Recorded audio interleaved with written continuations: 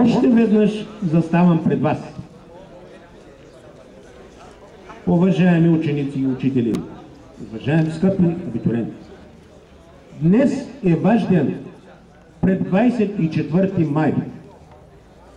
Създаването на българославянската азбука е едно от най-забележителните и най-важни събития в историята на човешката култура. Значението на това дело отдавна е надскочило рамките на българската история и е сложило своя отпечатък върху развитието на цяла Европа.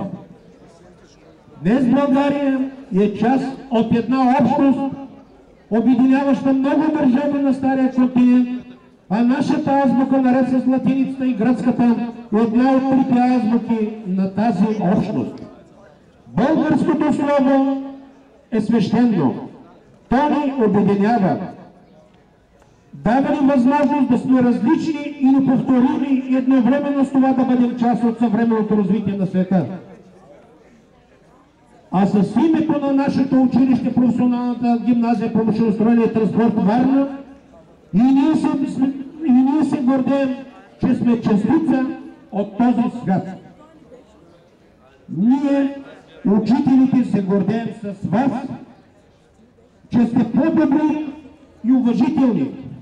Уважаеми абитуриенти, вие показахте на държавните зрелостни изпити по български език и литература поведение, което впечатли представителите, учители, консултанти от Пета гимназия Йоан Егзерф с несравнима човечност и уважителност.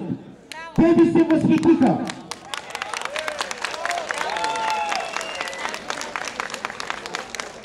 Ние, учителите от професионалната гимназия по машиностроене и транспорт Варна, сме горди с вас. А за вашите учители ще повторя думите на старши инспектор Петко Тодоров и Цонка Кузманова на проверката само преди 2 дни. Господин Добрев, вие можете само да се гордеете с вашите учители, че са невероятни колективи, работещ с душа и сърце.